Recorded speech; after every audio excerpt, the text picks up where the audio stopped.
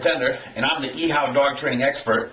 And in this video, I want to talk about a simple technique to help you significantly increase your dog's chances of coming back to you when you call.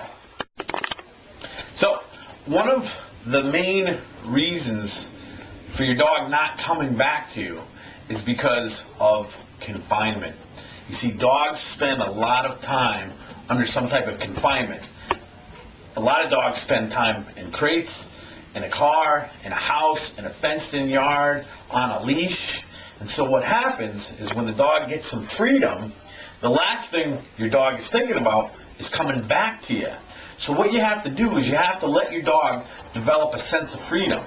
Because my dogs are really good at coming back to me because they spend a lot of time off leash. If they were always on leash, last thing they're going to think about is coming back to me.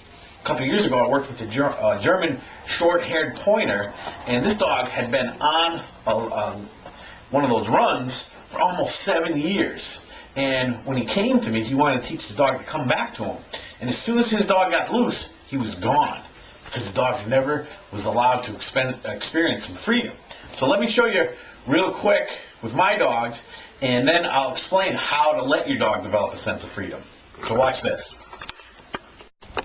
So here's a couple of my dogs, and you can see they're just kind of hanging around the yard, and they're really good at coming back to me because they get to do this a lot. Now, if they were always on leash, there's a good chance they want to come back to me when I call. Jimmy, come on, bud. Good boy. Good boy, Jimmy. Good. So, you might be thinking, how do I let my dog off leash and experience some freedom if they don't come back to me? And that's a very good question. And the thing you want to do is you want to always do this safely. So if your dog takes off whenever they're loose, you want to just go out and get a long line. You can get a cheap clothesline. You can get 40, 50 feet. Attach it to your dog's collar and let them hang out with you. Kind of like my dogs were hanging out with me. And this way, if they start to take off, all I have to do is step on that long line. Plus, I can use the long line to guide the dogs back to me. And I can reward and praise and do all that kind of good stuff. The other thing you can do is you can go to a fenced-in area, like a softball field, a tennis court. But it's important that your dog gets to experience that off-leash freedom. So that's how you can increase the chances of your dog coming back to you. I hope you enjoyed this, and have a great day.